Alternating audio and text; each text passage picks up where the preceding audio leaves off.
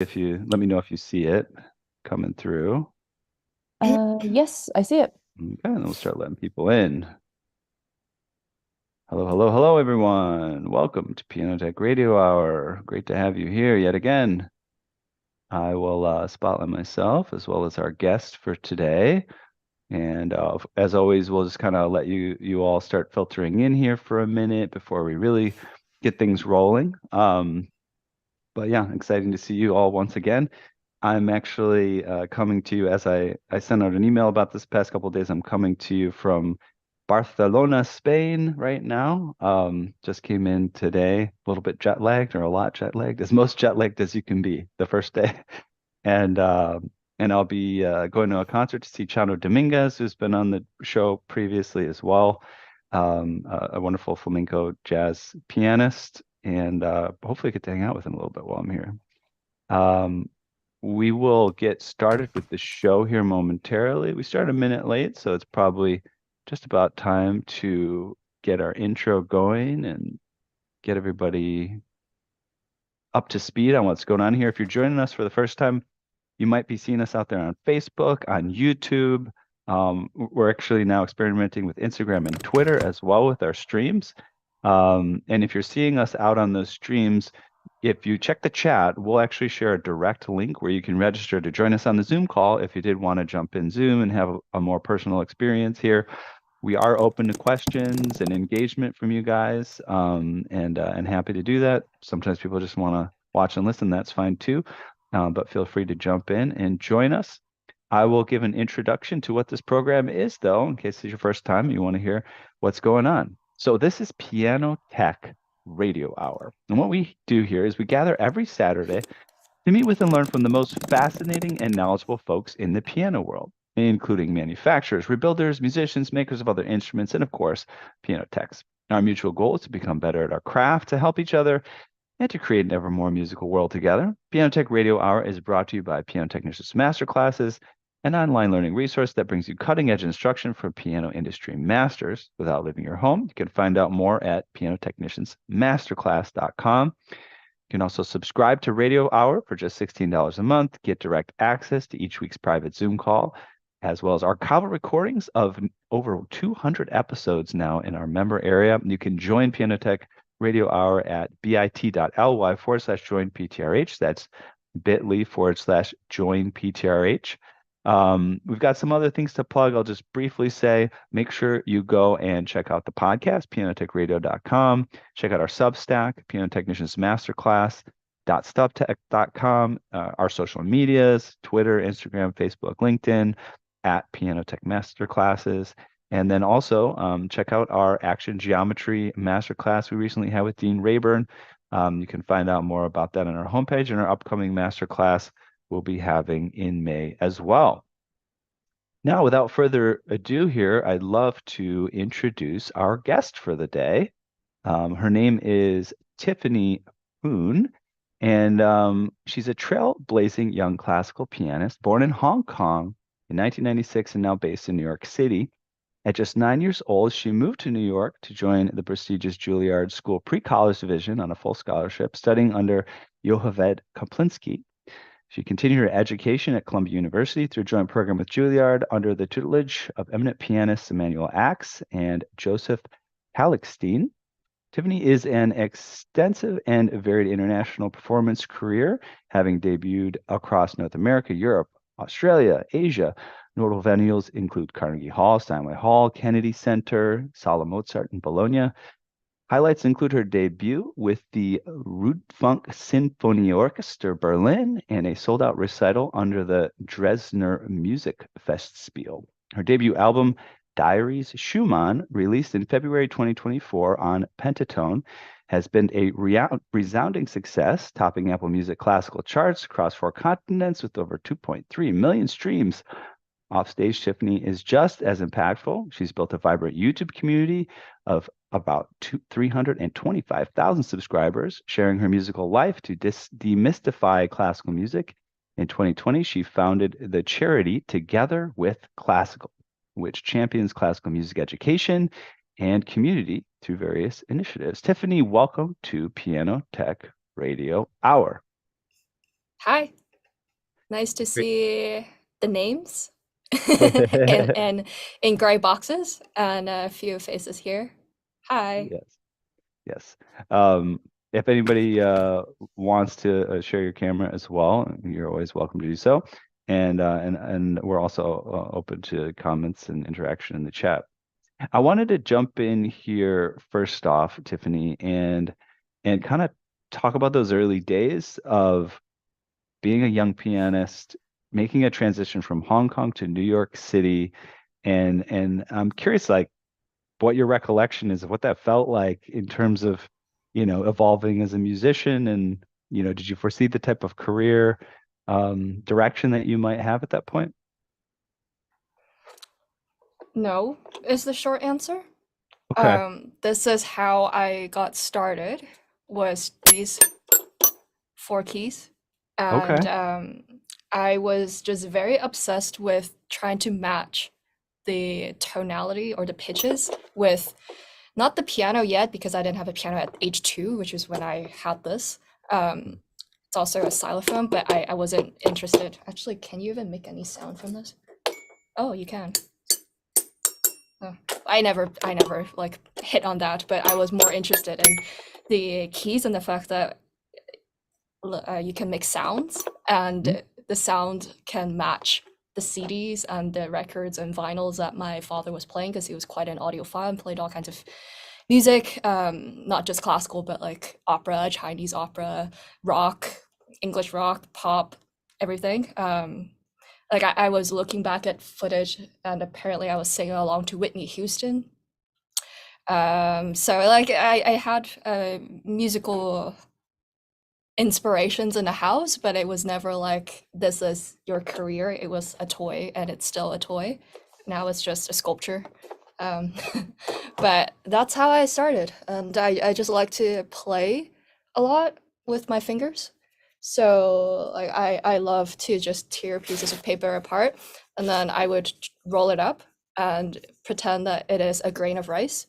And then I would have a pretend supermarket and tell my parents to go shop in my supermarket, including grains of rice from paper. And yeah, that's kind of how it started, was just games. And eventually they thought maybe spending 2 hours trying to match four notes from a toy is not uh, the maximum potential of my exploration with this object. So they decided that I should try to take some piano lessons, because my dad would also bring me to music stores, and I apparently looked like I knew how to play the piano, even though I did not know how to play the piano. So I was very good at faking it.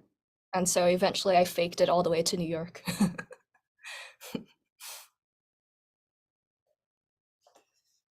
You're on mute. Thank you.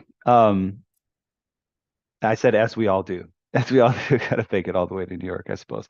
Um, yeah, you're missing out. We had a previous co-host of the program, David Anderson. He passed away a couple of years ago at this point, but um, the spirit of that kind of a comment, I think, shines through with what we've always talked about here. But I think I was also curious about your sort of the integration of the two spaces there. Have you been in New York ever since you were 8 or 9 years old, or has it been kind of like a back and forth thing? Did your family move there? What's the relationship between the two places for you? My mom's quite a saint, because she gave up her job to take care of me. So I auditioned when I was 7, I got in when I was 8, but I didn't have enough time to really transition over my parents. It would have been like 5 months if I had started Juilliard pre-college at 8. Hmm. So they decided to defer 1 year to prepare. And my mom gave up her job. She was a flight attendant, and she moved with me while my dad stayed to work in Hong Kong, and we would fly back and forth. So this like duality in me was basically there at a very young age, because Hmm. of this traveling back and forth during school breaks to see my dad. Luckily, my mom has benefits with flights, so that I flew very cheap for like 10% of flight fares to then be able to travel so much back and forth. But yeah, that was That was I would not say that I would want to relive that period of time again. It was complicated. Do you consider yourself a New Yorker? And if so, when do you feel like I think I'm you would rude have enough to be a New Yorker, so yes. rooted enough to be a New Yorker? Okay. I lived in New York for a while. I live in generally in Chicago, but definitely lived in New York for a while. Did you And enjoy New York? I love New York. I love New York. Yeah. I just love that it's everything. It's just everything is right there. It's the Yeah. good, the highest and the lowest, and it's just all, it's all right Yeah. there. It's very diverse. Yeah, I love diversity.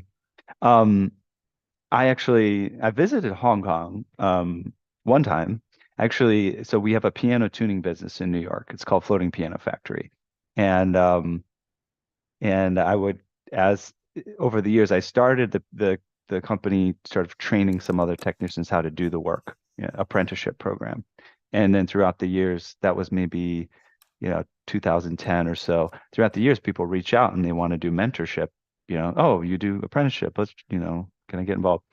And sometime around 2015, 2014, 2015, these two young ladies from Hong Kong reached out to me. And they said they wanted to do an apprenticeship. And of course, it was kind of a bit of an extreme case. Like I couldn't really, I think their dream was I was going to sort of ship them out to New York and, teach them the ropes and things like that, which didn't materialize. But we did build a virtual relationship, and I did do some mentorship of them remotely, and then I actually ended up going to visit them in Hong Kong. Can Um, you mentor me? Can you teach me how to tune? yeah. Oh, you got your tuning hammer What's right there, your of course. what's your first okay, so you do call it a hammer because sometimes I call this a hammer and then people are Yep. like, "No, you mean a tuning pin, right?" But so you do also call it a hammer. You could Is it a call it a, hammer or is it wouldn't call it a a pin. I would call it a tuning wrench or tuning tuning hammer. wrench? I'm trying to think if there's another word for it, Okay. but I'm forgetting. Tuning Uh, hammer, or tuning wrench. But you know why it's called a hammer? because you can hit somebody with it. So we just had a I mean, master it looks class like on one. we just had a master class on harpsichord maintenance a couple of months ago, and the harpsichord tuning hammer is much lighter weight because it Mm. doesn't require as much tension on the strings. They're much lighter, but it actually has a shape more like a T, and one side of it has the part to grab the tuning pin, and the other side of it is Mm. actually a hammer Ah, to right, the hammer tuning pin. in the It's the tuning pin. pin inside. Duh. And Yeah, also somebody said tuning lever. Thank you, whoever lever. you There you are, go, Joshua. lever. Yeah. Yeah, So it's like little mini and yeah. So yeah. what's your first tip then? Especially for pianists, because I'm sure that technicians are annoyed sometimes with how little pianists know about pianos. So what do you wish like somebody would know about? I think, well, no, so there's one thing about what you would wish and another side of what you might wish that you knew about. So I'll answer both questions. So Okay. I think piano technicians and tuners wish that pianists knew more about just the general complexities involved, like they didn't just show up acting like it's this really simple process. Um, Voicing is a very useful thing, both for us to have about and for you to know about. Regulation is another thing. So understand like how the mechanisms work, understanding how the action works and those type of things. And then when it comes down to things that you would appreciate knowing about, um, voicing is very useful because it really helps you produce the tone out of the piano that you want if you understand what's possible there. You mean And aside then from stabbing it and putting some sort of I forgot what it is called, some sort of we chemical put for it to lacquer, soften. right? Yeah, A lacquer, hammer that's it. hardener. Oftentimes it's for hardening, but you can also do softening. Um, the other thing is aftertouch. Do you know what aftertouch is? Yeah, of course. I had a discussion where I don't want a lot of aftertouch, and the technician was like, "How can you not have aftertouch?" I'm like, "Well, I play on the surface, I guess," and they were so confused. But you do So my need piano has very little aftertouch because I like to make all um the smallest detail, the repetition, tones. right? Yeah, like I Great. like Yeah. very direct, close to the strings kind of sound, so that I get the most impact and get to control that. So I like the extremes, if that Do you makes know what the sense. technician's definition of aftertouch is? I don't know. I'm not a nerd So in that would piano be, so tech. remember that these are some of the things that would be useful. So there's a mechanism called the jack, which you might be aware of. And the jack Yeah. pushes up on the hammer knuckle, and then it pushes the hammer towards the strings, and then Hmm. it lets off from the hammer knuckle. So it's sort of pushing up on the knuckle, and then at some point it kind of shifts out and lets the hammer come and drop back down. And the after touch is what happens after the jack escapes from underneath the knuckle. And that's Yeah. just those are kind of useful things to know. So there's I my know short it answer to in your question. theory. I know it in theory, but for me, what matters is like how it feels. So, yeah, sorry, I couldn't give you a definition of the mechanical stuff. I was never good at like physics. Were you good at physics? Is that how you got into, or like science stuff, mechanical engineering stuff? Is that how you got into tech? I'm a piano player. I play jazz piano, and I guess I like the math and science and side of things as well. But yeah, that's it. It all comes together there. Jazz equals piano tech? That's a first. Because I feel like jazz, you can improvise and you can change a lot of things. You know, you're kind of breaking the rules, whereas piano tech, it's a lot more technical. So Yeah, maybe it's like yeah, a contrast. yeah. I mean, don't ask me about anything that you could put a label on, because there's too many things going on for me. But Okay, sorry, I don't want to yeah. stress you out again. Um, All right. Well, that's actually a good segue. Tiffany noticed I was stressed out before the program trying to figure out which recordings we might play of hers actually. And it would be useful to hear a little bit of something. And we definitely agreed that a bit of Schumann might be nice, of a recent performance of yours. You've got an album coming out. And It came out already. yeah, sorry, you got an album that's out now. And yeah, and it's Did you like it? focused on Schumann. It's beautiful. Yes. I think you've done a wonderful job. Let's play a little bit. So be me Thank here you you. play, and then we'll talk a little bit more. Just give me 1 second and pull that up. Make sure it's looking good. I'll make sure I share the sound and whatnot. And if anybody has any questions as well for Tiffany when we come back, or wants to join the conversation, feel free. All right, let's get over here and share that one. And guys, let me know if you having trouble hearing anything or seeing anything, but we'll start here. We're just gonna play it and we'll talk about it afterwards. Come on now. Let's do this. Play. Let's give it a good start.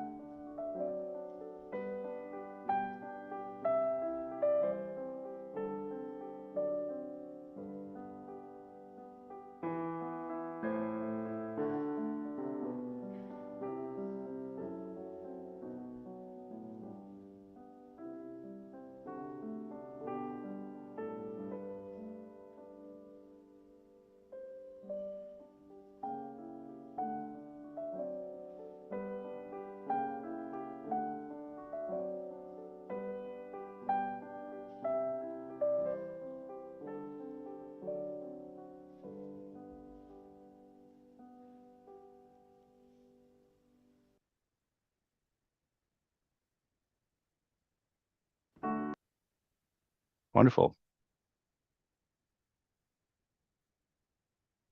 Thank you for sharing that with us. Really appreciate it. Um, Can Thanks for you, playing it. yeah. Can you talk a little bit about that particular piece and also, you know, the album and why you chose to record the songs that you did? So 2020 was a lovely year. Um, I I knew that wanted to play music because there was a lot of attention on the internet. Everybody's, separated and just connecting over the screen, and that bugged me because I am a pianist first. I'm a musician first, and felt like I didn't have the space to show the music, not as a visual. And so I had the idea to do the album in 2020, and very quickly I knew that this would be the first track on my album because it's my first album since forever. It's my first official album with a label, and I've never done something like this. And I knew I wanted to make a statement that really showed who I am today as an artist, as a person, and it came out of an existential journey, crisis, whatever you want to call it. So it started in November 2020 when I decided to pick this piece to record on my album. Of course, it's a collection of 13 different scenes of childhood. That's what the title translates to. And I wanted to make an album that is kind of like a Bildungsroman, which is, like a book that tells the story of a young person growing up. And I picked Schumann as my composer for the kind of debut album because I've always really appreciated German Romanticism and philosophy. I studied philosophy at in college at Columbia, and I wanted the music that I record to encapsulate different aspects of myself. So thinking of my childhood, thinking about what is ahead and what I stand for. And I found out that Schumann also had a philosophical aspect to him. He was a critic. He wrote articles and reviews of music and was very much against sensationalism. And at the time in 2020, until now even, I see a lot of kind of like MSG content where it's like a lot of flashy things and very oversaturated content and sharing of things. And I wanted to record music of a composer who had the same aesthetic values as I do. And yeah, that's how I recorded another set called the Dances of the League of David, which is his little secret society that's trying to fight against the Philistines of music. And yeah, so that was how I came up with the album. Wonderful. And how's it been so far? Like, are you fine? I know I'm assuming you have an existing audience that has kind of grown out of on your online presence, and I'm sure that people that sort of resonated with people. They wanted to check out the album, brought them in on the process and things like that. Any interesting uh, revelations or surprises about, who's checking it out or who's interested or who it's resonating with?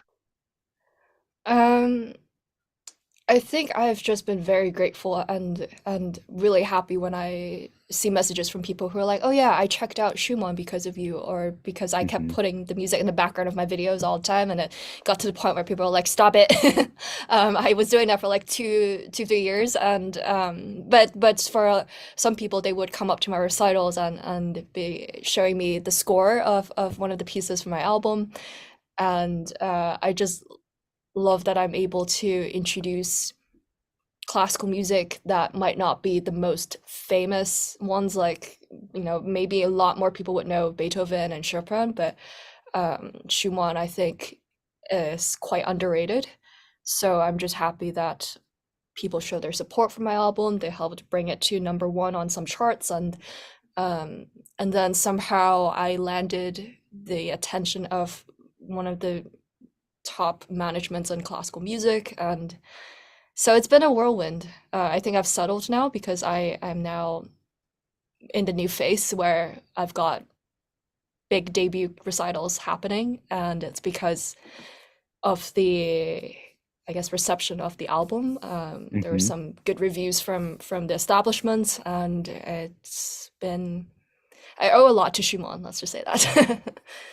Wonderful. Yeah, no, it's beautiful to hear about that. And we're as part of this program, this program really just started as like something almost specifically for those piano tech nerds, like literally just the people that tune the pianos and fix the pianos. And we've been growing and expanding lately, and of course having a lot more musicians on. And I think it's great to also have the opportunity to myself learn and also bring more attention to what's going on in classical music. There's a lot of wonderful things going on, and there's a huge world of things to learn about as well. So I appreciate you What's like sharing that. what's some musician's insight that has influence? And this might be a question to whoever's watching if they want to answer in the chat, but like what's something that's influenced your line of work as a tech? As a piano technician, a musician's insight. Yeah, from hearing, rambles from musicians. Well, we had an episode. The first thing that comes to mind is we had an episode of this program. It was a few years back now. I think it was during the pandemic. Eric Chu. Um, he's right now, I think he's on faculty at Carnegie Mellon.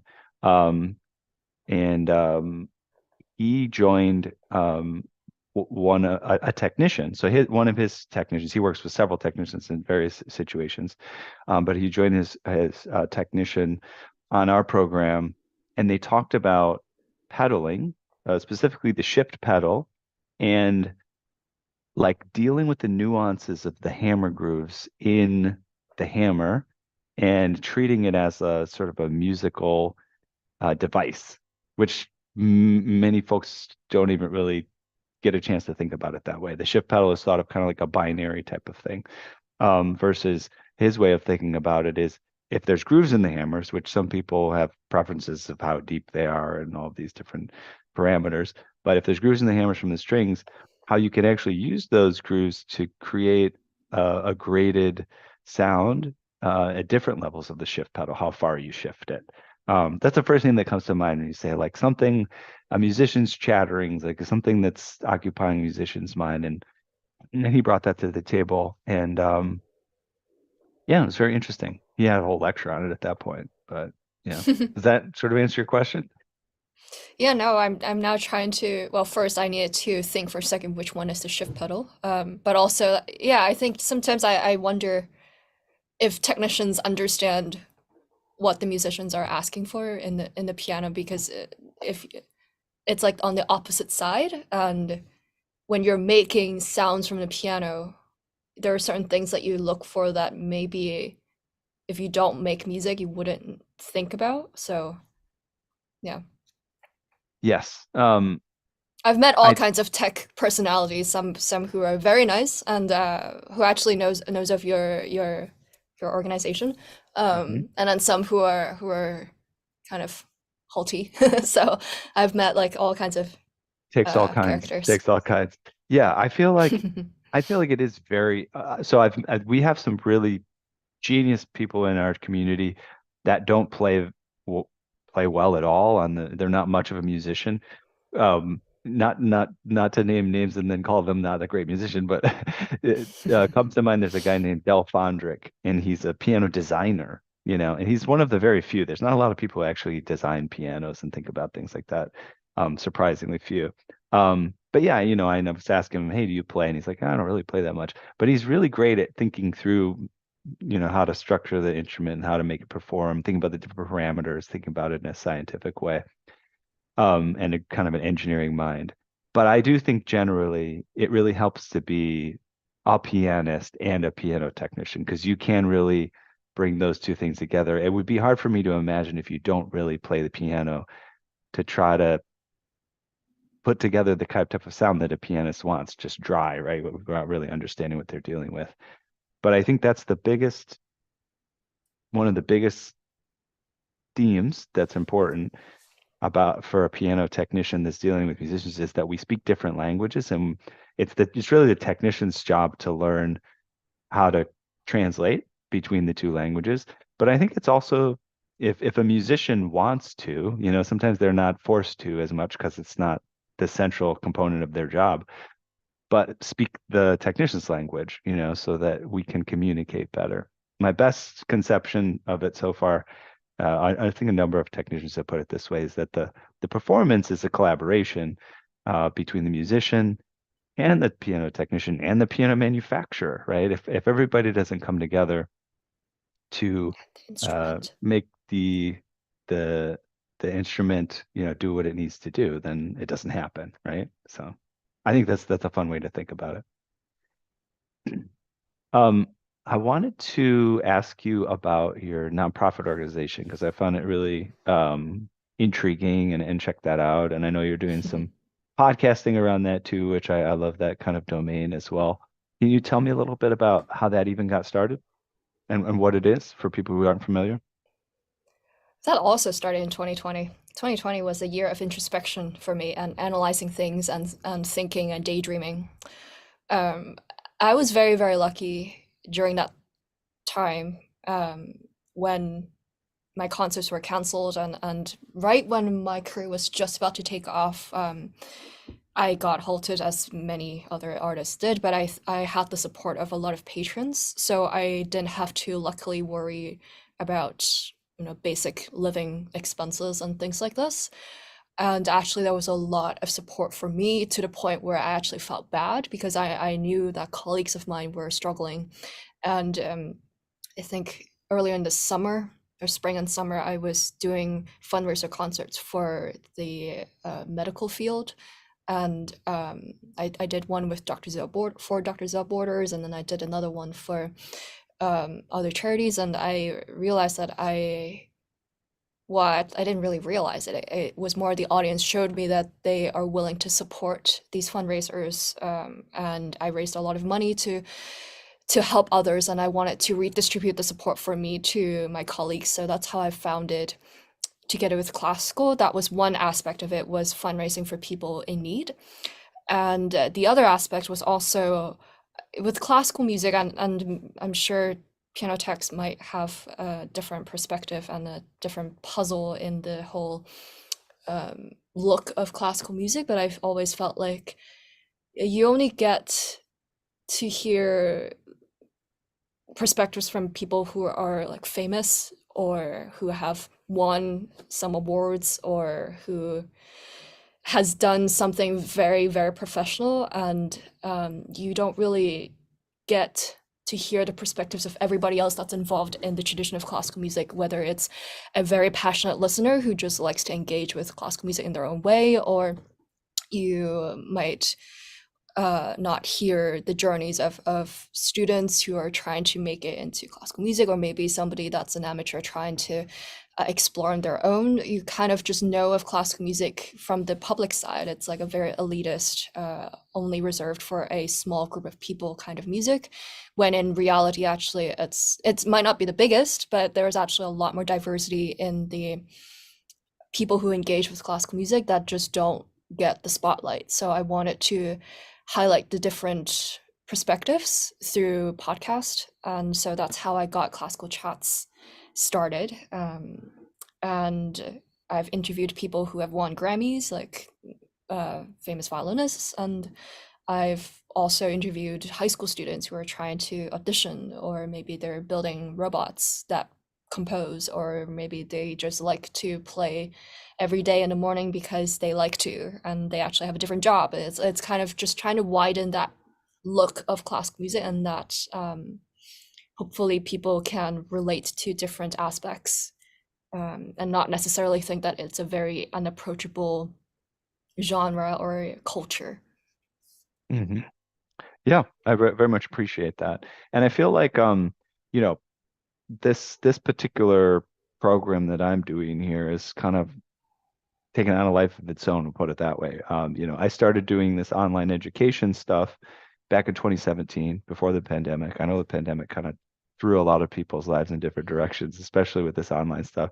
We started doing this program really just to support the technicians that were out of work. Like you can't work, you can't go out there, you can't go to people's houses and tune their pianos.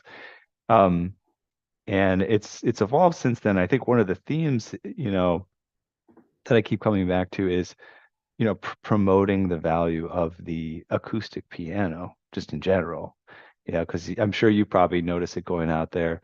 Um, some people don't even really know that they exist anymore. I mean, like people ask, "Oh, what is that? Oh, you need to tune those things." Like people know very little about it, and it's really just 100 years later from a period of time where it was the centerpiece in someone's living room, you know.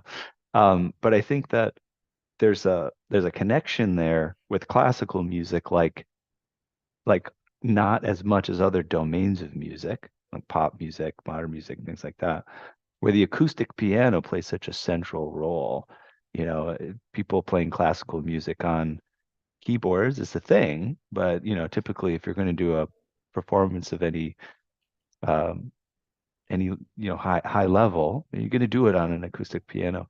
Can you share a little bit about how that integrates with what you're talking about, like the acoustic piano, the value of classical music? Why does it matter? Why do you need an acoustic piano sitting there in front of you? Why aren't you just practicing on a keyboard? What's the difference? I actually had a question for you because for me, I understand why people gravitate towards digital. It's cheap. Like this is a very expensive instrument, and Hmm. it's many, many, many, many digital keyboards, and I'm very, very lucky to have had the support for this. Hmm. But it's hard to explain to somebody who does not have the experience in listening to details, because with this is an old piano, and for me it is so different from a new piano instrument because there's even more overtones, and it's a very feisty instrument so that you wouldn't get the same colors and gradients and nuances and all kinds of things in between the notes, in between the tones on a newer instrument. With digital, it's even more limited. But unless you've seen the possibilities and I can actually recognize the possibilities, you would be very happy. And I'm happy for people who got into piano through the digital because it's at least one way into the music. But it's kind of like lo-fi or like budget headphones versus high-end headphones and speakers. It's like if you know, then it's hard to go back. Hmm. But in order to get there, you of course need to be somewhat financially supported in some way to get to know the luxury. And but my question for you was, what is your opinion on potentially a controversial topic in the acoustic tech world, but um, on self-playing pianos? Opinion? I mean, I'm Like this clavier and I think I saw another system on was it Schimmel or something that also had this. A friend showed me a video once of this, but also yeah. like Steinway Stereo. Do you think that emulation is the same? I think they I say mean, like I 2,000 don't. variations or something per Yeah. key. I don't I remember. mean, um, well, I'll say this, like, yeah, I don't work a lot with the vintage player pianos, but recently acquired one, and we talked about it in this program. It's actually this cute little 64 key pianola. It's got Is the it the one piano where you rolls on it. like You pump it with your you feet and pump all it this with stuff. your air? Yeah, yeah. Yeah, it's crazy. Like you said, those things run on It was air. so cool. I remember I was invited to, actually, I would love to go there again. Um, a viewer of mine on YouTube invited me to Amsterdam a couple years ago to visit a pianola museum. And it was just Oh yeah, all kinds of player pianos. And yeah. man, it was fun. I think back then they didn't have gyms, and so if they wanted to go on a Quite a stationary workout. bike, they just play the piano. Yeah. I mean, it's crazy to think nowadays with all the access we have to digital, which just makes a lot of systems a lot simpler, that somebody said, "Hey, let's create 88 little tubes and make this thing run on air." It runs on air running through 88 little tubes. It's crazy. But like today, nobody would even think of that. Be like, "That's a bad idea. Let's not do that. It's too No, complicated." they'd just be scrolling on TikTok. Yeah, exactly. But regardless, it's such a cool thing. And it was technology in the day, and it is cool and it's interesting and it's unique. And so my perspective on this stuff is, you know, I love create human creativity and I love technology. I love new technological development. So for me, for like the concept of a player piano is interesting just from the very fact that you could do it. That you can program a piano to do this and that. You could replicate what somebody plays. I'm probably a little bit more interested in what level of the secondary level of creativity that it brings, right? So it's like, yeah, okay, I could replicate Tiffany playing something on the piano, great. What could Tiffany compose, because she has this new tool of this sort of like digitally, run piano or play or whatever. So I'm interested in what are the next level things that these new technologies bring, not necessarily what can they reproduce, which we already do. And so I do find it interesting. It is also, there is a bit of sadness, involved in like, hey, let's learn to play the piano. Let's play the piano. Let's have someone over to our house to play the piano. I think is part of also what I'm trying to do with the program here is bring musicians on, performers, talented people, and spotlight them and feature them because like maybe somebody that lives two doors down from you, I don't know where you live, but let's pretend you live in like a condo high rise. Somebody lives doors down from you, has a stereo piano player system, and they turn that thing on, and then you're over there in your apartment playing alone or whatever. What if they were just to invite you over to their house to play their piano? Come on, like, what are we doing here? I think there's a lot of talented musicians who are just they're underexposed. People need to hear what they're doing, and they need people to hear what they're doing. This needs to be part of our culture again. It's kind of like falling out of everything's digital, and the human connection side of it's a little bit faded. So I Do you appreciate the think it's tech. underexposed? Yeah, I do. Because everybody can expose themselves by just filming themselves and posting on the internet. Yeah, but it's different than come on over to my house and play. Let's play the piano. Let's sing a song together or something. You play, I'll sing. I feel like maybe no one comes to your apartment to play. I've seen that with some of my friends. They just gather around and they sing along and play. So I've seen those, but it's kind of like in conservatories, I think. Maybe like people gather Yeah, around in a I practice room or think, studio, yeah, I think for just the hang out. most part, musicians might be doing it, but for the most part, people are turning on Netflix when they're bored and, Mm, they're checking out something on the computer or on their phone or whatever. I do think mm. there could be more of it, and also more of it to the general, right? Yes, you have these creative enclaves of people who are doing stuff like this, but I think that it could be spread farther and wider. That's kind of my opinion. Um, Well, if you're ever in New York, I'll come and jam. all You can right, teach me sounds some good. jazz. Sounds good. Um, what else did I want to? I wanted to get to. Can I? I hesitate to ask, so you might say no. I was going to share a short clip of a video of you practicing this Rachmaninoff Third Concerto. I believe this is from a while ago. Do you mind if we share that real quick? Oh, sure. Let's I do I it. will say something very mean after, but okay. Okay, great. We'll just go for it. I think part of the reason I just want to share this is to give people a sense of, um, what you're doing as part of your channel there. Well, you guys can see my screen, right? Let me just make sure this is optimized. And we'll just play, I don't know, we'll play like a minute here. That's muted.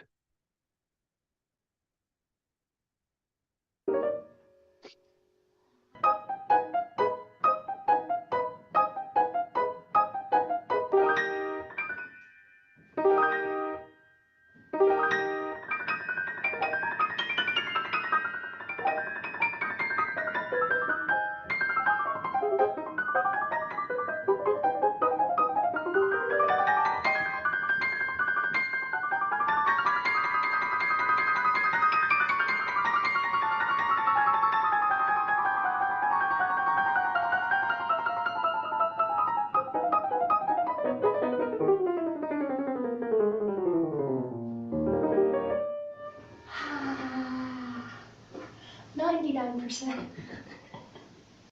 So the reason I wanted to share that is for a few reasons.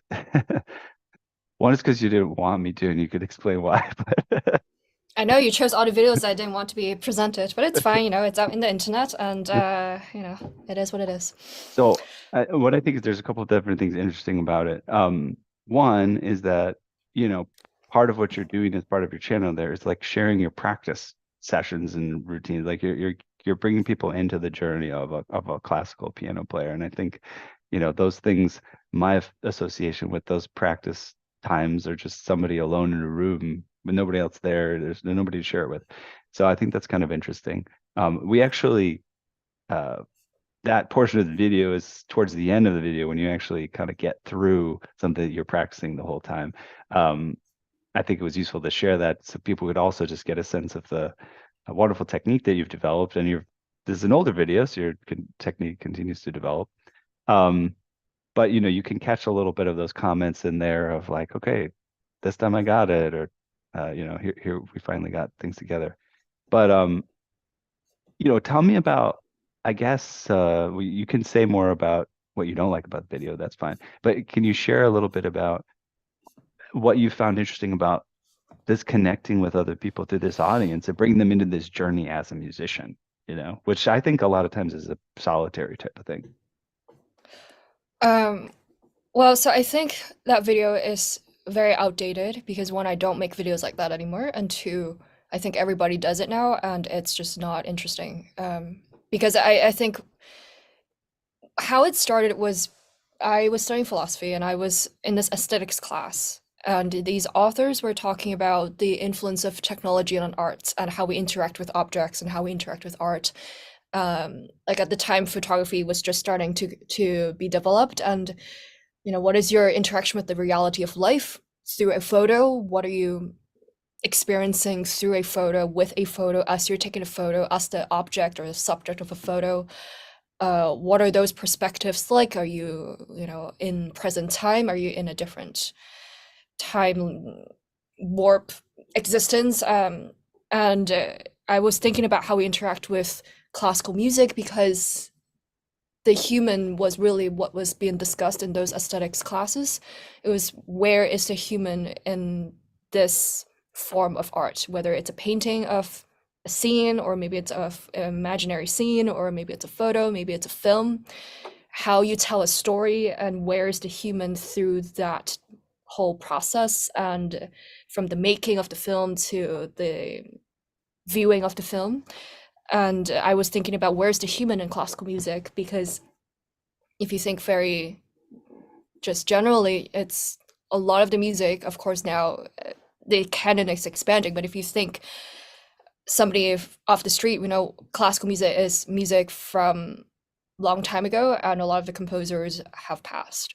So the human is not even there, and what keeps it current is really the musicians who are playing it. Not to say that one's more important than the other, but in terms of the human, where is that, and who are people listening to classical music connecting to, and what aspect would they connect to? Is it the composer? Is it the artist? How would someone get into the music if the human is not even there to bring them in the way that a pop singer can, because they're currently living in the same time?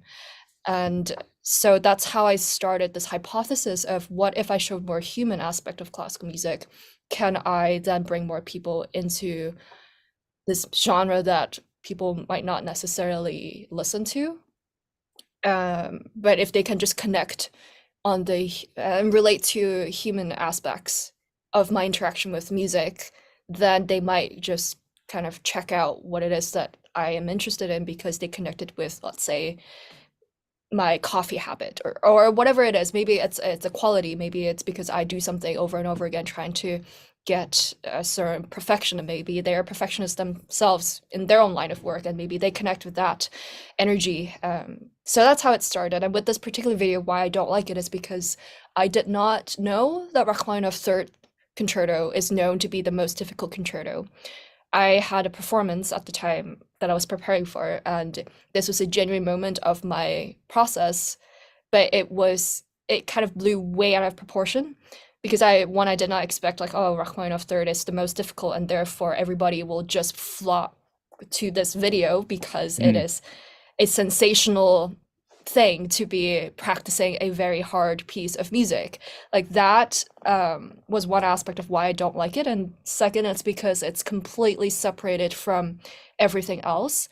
The way I filmed that video was just, I turned on and I was in a practice room, and that was it. It's like, all you know about that person on the screen is she is obsessed over one passage of music.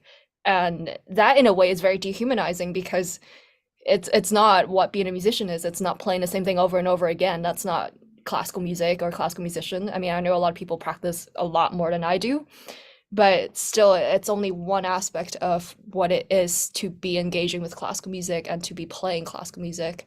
So that's why I don't like that video, because it's completely gone out of proportion and kind of reified. It has its own separate existence from the original intention. So yeah, that's my little spiel. But people Fair enough. still talk about it, and I understand. I think it's just they only understand part of what I was trying to do, and it is what it is. But yeah, Yeah, I I thought appreciate about what you're taking it sharing. down actually. I thought about Yeah. taking it down, but then people were like, no, don't take it down. So I was like, okay, fine, I won't take it down. But yeah, Well, I that's my appreciate what little you spiel. well, I appreciate what you said. Yeah. Yeah, I think about that It's like too. if a piano technician, all you see of that person, if you want to introduce the whole world of piano tech, and all you see is them turning the lever, that's it. You know, Mm, over and over on just one note. That's it. You don't, know about them as a person with the whole world of piano tech and all the mechanisms and the complications. You only see one thing. Yeah. And then that being like, that's who you are. All you do is do this. It's like the Charlie Chaplin in the assembly line. You become that. Yeah, I hear that. So I mean, yeah. I think that so some of what you're saying, I think it brings up some things that are interesting to me. I don't know if I can't tell if it's actually same thing you're talking about, just something that it made me think of. But one thing that made me think of is I've ever since I was learning to do creative things, play piano, write, whatever, perform, um, at first it wasn't obvious when you're a young person, at least in my world, that you didn't just start out being good at something. It wasn't obvious that you're not either good or bad. Like, oh, that person's a good piano player, and every time they sit down at the piano, it's going to come out great. That was not obvious to me that was not true, right? And so discovering that, my idols, be it like jazz musicians like Miles Davis or Bill Evans or, Herbie Hancock, started somewhere where it wasn't that great. I was actually enjoyed knowing that. And I think ever since then, I've have an appreciation for the sort of non-performative, I wouldn't call it just non-performative, but non-performative, non-polished aspects of everybody's creative process.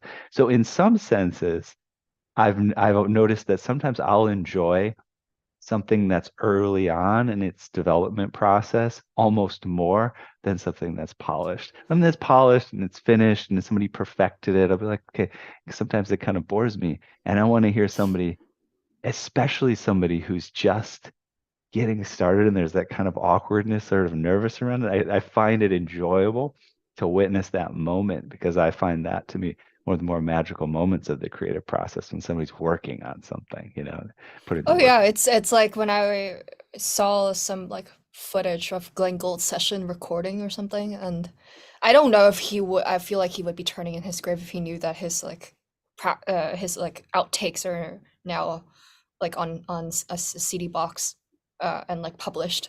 I don't know how he would feel about that if he were alive today, but yeah, no, I understand the kind of intrigue and the humanizing aspect from knowing that, oh, not everything is perfect, and that definitely was part of the intention. I think it's just if you only separate one aspect, then it kind of just becomes its own thing separate from the original. Indeed. Well, we'll have to wrap up here soon, just because we are time constrained by this program. We try to keep it to an hour. I see a comment here in the chat, Claire, who says, thanks, Tiffany, you are an inspiration. I agreed. I wanted It's to really, find this emoji, but I couldn't find it, so here you go. thank you. One of the members we have some techs on our team and we meet on Zoom, and Justice seems to be the only one that can do this, but she'll make the heart sign and then hearts will start showing up in the background of her Zoom call. I don't know Wow. how she does that. But I don't know, must be some setting or actual magic that you have. There are But also like different ways to make hearts now, so I don't know which one hmm, Zoom will recognize, and so it I don't. recognizes this one, yeah. So somehow. Yeah, I don't Um, know. but yeah, it's been wonderful to have you. I appreciate your unique perspective and your willingness to join and sort of, bring yourself to the table here and be open with us about your process. Um, I want to make sure that people know, where you want to send them to, be it to learn more about you or to learn more about something else that you're interested in or um, online or offline. Would you like to leave people with before we roll Well, out there's a here? bunch of people watching on Instagram, and I see a comment from Miguel. So yay! I'm glad that you are inspired to play piano. I don't know. You can Google me. You can decide where you want to follow me. If you want to know where I'm playing next in a concert, you can download my app called Do Re Mi Classical. That's a side project that I've been working on that I haven't really blasted to the world about, but yeah, or listen to my album if you feel like listening to some piano music and having an existential journey along, if you feel like it, or reflecting on different moments of life with me through my album. That's about it. Or you can check out my charity to give classical. We have a YouTube channel that has different videos, including podcasts and animation videos on music. And yeah, or Wonderful. just have a great day. Have a great day. That sounds good.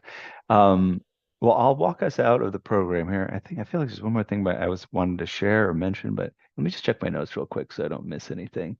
I think we covered, the basics. There's clearly we could talk about more.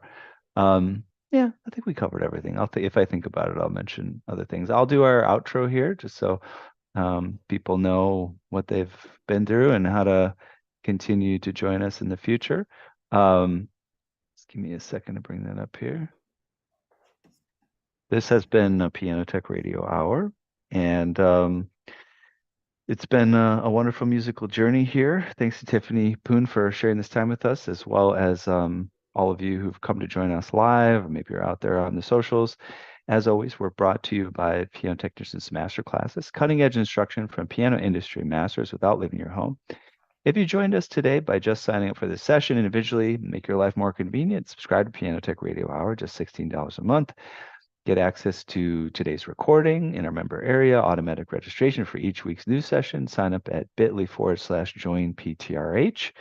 And, just remember some of those things I also mentioned up front. We have a podcast, pianotechradio.com, our blog, pianotechniciansmasterclass.substack.com, our social media at Piano Tech Masterclass, Facebook, Instagram, LinkedIn, Twitter. And we've got a masterclass coming up with Eric Johnson, The Final Mile, how to really optimize a fine piano, how to take it really to the top level that you can. And Eric Johnson, by the way, I was forgetting his last name earlier. He was the one who came on with Eric Chu to talk about pedaling, which is a really great session that they came up with together. But yeah, thanks a lot, everyone, for joining us today again, and we'll see you again next week. Thanks, Tiffany. We'll see everybody later. Thank you. Bye-bye.